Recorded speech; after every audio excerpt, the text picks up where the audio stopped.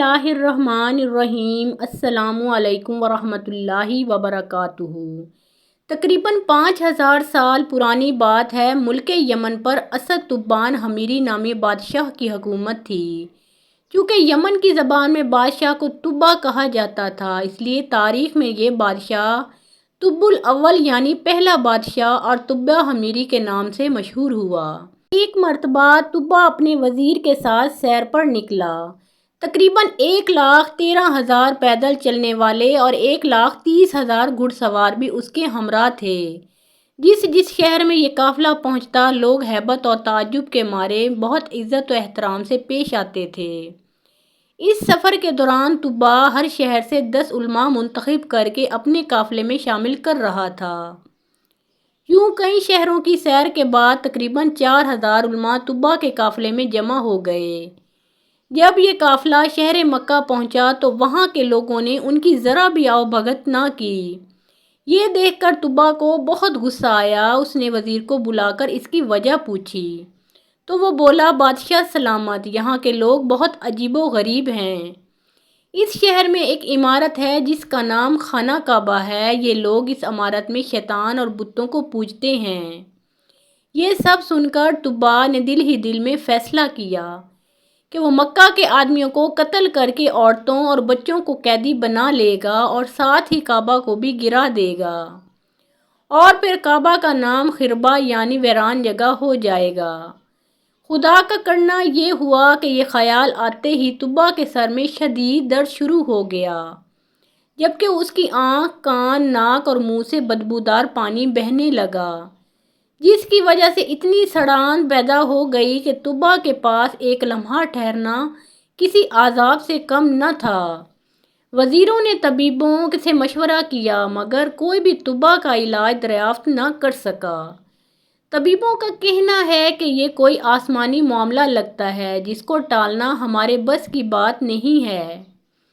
بیماری نے تبا کی نیند اڑا کر رکھ دی تھی کہ اچانک رات کے ایک پہر ایک عالم صاحب وزیر کے پاس آئے اور رازداری سے فرمانے لگے، اگر بادشاہ میرے سوال کا سچ سچ جواب دینے کو تیار ہو جائے تو میں اس کا علاج کر سکتا ہوں۔ وزیر نے یہ بات تبا کو بتائی تو وہ فوراً راضی ہو گیا۔ چنانچہ جب عالم صاحب تبا کے پاس پہنچ گئے، جہاں ان دونوں کے علاوہ اور کوئی نہیں تھا، تو انہوں نے پوچھا، بادشاہ سچ سچ بتاؤ، کعبہ کے متعلق تمہارے دل میں کیا بات ہے؟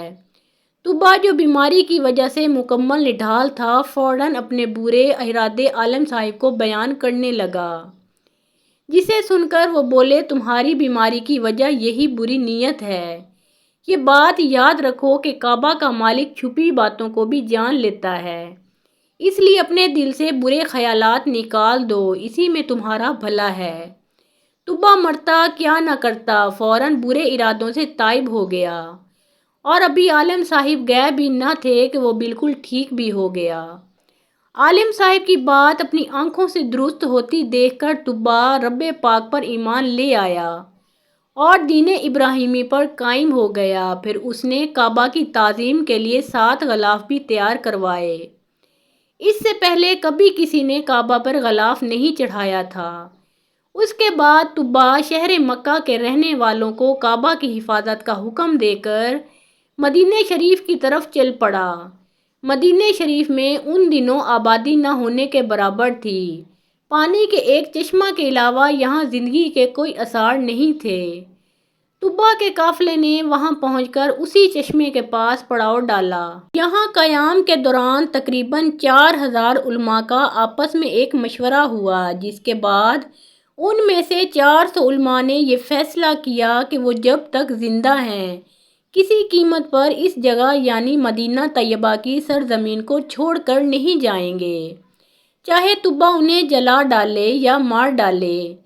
تبا کو یہ بات پتہ چلی تو وہ بہت حیران و پریشان ہوا۔ اس نے وجہ معلوم کرنے کے لیے وزیر کو بھیجا تو علماء نے فرمایا، ایک نبی علیہ السلام تشریف لائیں گے جن کا نام محمد صلی اللہ علیہ وآلہ وسلم ہوگا۔ ان کی وجہ سے کعبہ اور مدینہ طیبہ کو عزت نصیب ہوگی، وہ حق کے امام ہوں گے، ذوالفقار نامی ان کی تلوار ہوگی، اونٹنی پر سواری فرمائیں گے، منبر پر کھڑے ہو کر لاٹھی ہاتھ میں لیے خطبہ ارشاد فرمائیں گے، قرآن عطا کر کے ان کی شان کو اور بڑھایا جائے گا، اور جب قیامت کا دن ہوگا تو ان کے سر پر حمد کا تاج اور ہاتھ میں حمد کا جھنڈا ہوگا۔ وہ لوگوں کو لا الہ الا اللہ کی دعوت دیں گے۔ ولادت شریف شہر مکہ میں ہوگی اور ہجرت سے مدینہ منورہ کو نوازیں گے۔ وہ شخص یقیناً سعادت مند ہوگا جو ان کے زمانہ میں ہوگا اور ان پر ایمان بھی لائے گا۔ اسی لیے ہم اس امید پر یہاں مرتے دم تک رہنا چاہتے ہیں کہ یا تو ہمیں محمد مصطفیٰ صلی اللہ علیہ وآلہ وسلم کے دربار گوہر بار کی حاضری نصیب ہو جائے، یا ہماری اولاد اس سعادت سے بہرہ مند ہو جائے۔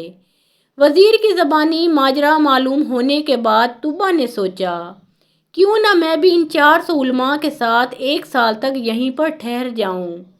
ہو سکتا ہے اس عرصے میں محمد مصطفیٰ صلی اللہ علیہ وآلہ وسلم کا دیدار نصیب ہو جائے۔ اس خیال سے طبہ نے بھی وہیں پر قیام کر لیا اور 400 علماء کے رہنے کے لیے 400 گھر بنوائے، ان کی شادیاں کروائیں اور خوب مال و دولت بھی دیا۔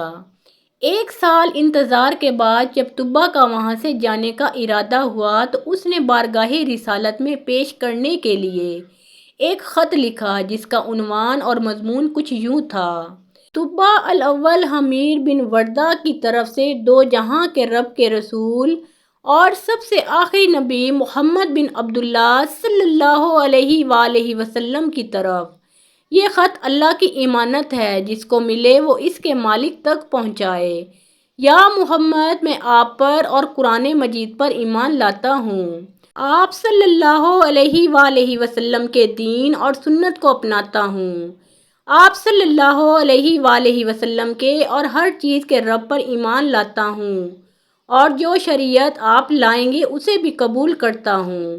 اگر میں آپ صلی اللہ علیہ وآلہ وسلم کی صحبت کا شرف پانے میں کامیاب ہو گیا تو یہ مجھ پر رب کا انعام ہوگا، اور اگر یہ سعادت مجھے نہ مل سکی تو آپ قیامت کے دن مجھے بھولیے گا نہیں، رب کی بارگاہ میں میری شفاعت کیجیے گا۔ میں آپ صلی اللہ علیہ وآلہ وسلم کا فرما بردار امتی ہوں، اور تشریف آوری سے قبل ہی آپ صلی اللہ علیہ وآلہ وسلم کی پیروی کرنے والا ہوں۔ میں آپ اور آپ صلی اللہ علیہ وآلہ وسلم کے والد ابراہیم علیہ السلام کے دین پر ہوں۔ یہ خط لکھنے کے بعد طبہ نے اس پر اپنی سنہری مہر لگائی، جس پر یہ عبارت نقش تھی، یعنی پہلے اور بعد حکم اللہ ہی کا ہے، اور اس دن ایمان والے اللہ کی مدد سے خوش ہوں گے۔ پھر جن عالم صاحب نے طبہ کی اصلاح کی تھی، طبہ نے یہ خط انہی کے سپرد کر دیا اور وصیت کی کہ اگر آپ کی محمد مصطفیٰ صلی اللہ علیہ وآلہ وسلم سے ملاقات ہو تو یہ خط ان تک پہنچائیں، اور اگر ملاقات نہ ہو تو آپ کی اولاد یا اولاد کی اولاد اس خط کو بحفاظت بارگاہ رسالت میں پہنچائیں۔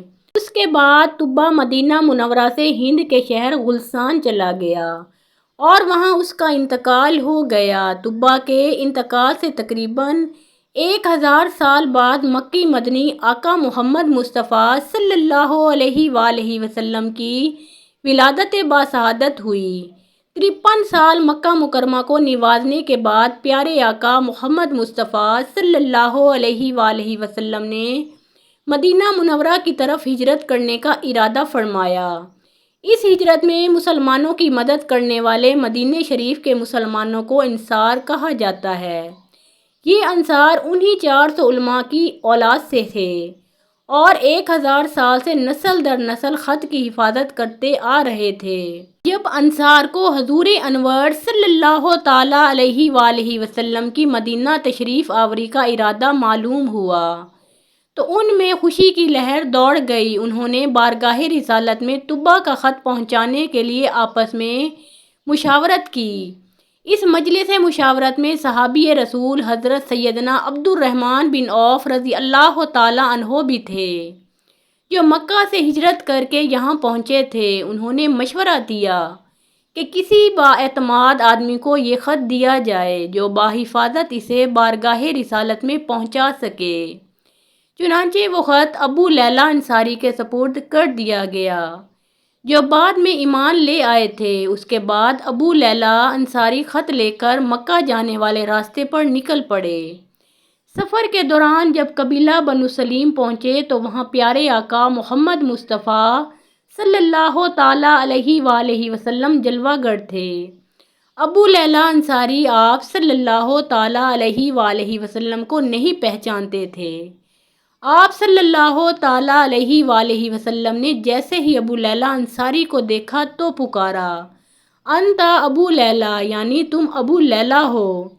عرض کی، جی ہاں۔ یہ سن کر آپ صلی اللہ تعالیٰ علیہ وآلہ وسلم نے غیب کی خبر دیتے ہوئے ارشاد فرمایا، وَمَعَاكَ کتاب طب الاول، تمہارے پاس ہی طب الاول کا خط ہے۔ اتنا سننا تھا کہ ابو لیلہ انصاری حیران رہ گئے اور انہیں تعجب ہوا کہ یہ کون شخصیت ہیں جو میرا نام بھی جانتے ہیں اور میرے یہاں آنے کے مقصد سے بھی واقف ہیں۔ اس لیے عرض کی، آپ کون ہیں؟ تو فرمایا، میں ہی محمد صلی اللہ علیہ وآلہ وسلم ہوں۔ خط لاؤ۔ یہ سن کر ابو لیلہ انصاری نے اپنا تھیلا کھولا اور طبا بادشاہ کا تقریباً 1000 سال پرانا مہر لگا ہوا خط بارگاہ رسالت میں پیش کر دیا۔ نبی کریم صلی اللہ تعالیٰ علیہ وآلہ وسلم نے حضرت سیدنا صدیق اکبر رضی اللہ تعالیٰ عنہ کو خط پڑھ کر سنانے کا حکم دیا۔ جب خط سنا دیا گیا تو آپ صلی اللہ تعالیٰ علیہ وآلہ وسلم نے 3 بار فرمایا، مرحبا بالاخ الصالح، یعنی نیک بھائی کو خوش آمدید، نیک بھائی کو خوش آمدید، نیک بھائی کو خوش آمدید۔ اس کے بعد آپ صلی اللہ تعالیٰ علیہ وآلہ وسلم نے ابو لیلہ انصاری کو مدینہ شریف کی طرف لوٹ جانے کا حکم دے دیا۔ ابو لیلہ انصاری جب مدینہ منورہ پہنچے تو انہوں نے بارگاہ رسالت میں خط پہنچانے کی رداعت سنائی، جسے سن کر لوگوں نے اپنی استطاعت کے مطابق ابو لیلہ انصاری کو انعام و اکرام سے نوازا۔ اس کے بعد جب مدنی آقا صلی اللہ تعالیٰ علیہ وآلہ وسلم نے طلع البدر علینا کی صداؤں میں مدینہ کی سرزمین پر قدم رکھ کر اسے ہمیشہ کے لیے مدینہ طیبہ بنایا تو ہر قبیلہ چاہتا تھا کہ آپ صلی اللہ تعالیٰ علیہ وآلہ وسلم ان کے ہاں قیام فرمائیں، مگر آپ صلی اللہ تعالیٰ علیہ وآلہ وسلم نے فرمایا، میری اونٹنی کو چھوڑ دو، جہاں خدا کا حکم ہوگا یہ وہاں رک جائے گی۔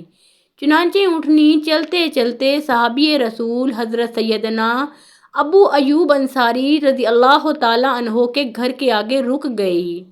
آپ رضی اللہ تعالیٰ عنہ انہی عالم صاحب کی اولاد میں سے تھے جنہوں نے طبا کی اصلاح کی تھی، اور آپ کا مکان وہی مکان تھا جو طبا نے خاص پیارے آقا صلی اللہ تعالیٰ علیہ وآلہ وسلم کے لیے بنوایا تھا۔ محترم ناظرین، پیارے آقا محمد مصطفیٰ صلی اللہ علیہ وآلہ وسلم کا پیارا نام ایک بار کامنٹ سیکشن میں ضرور لکھیں۔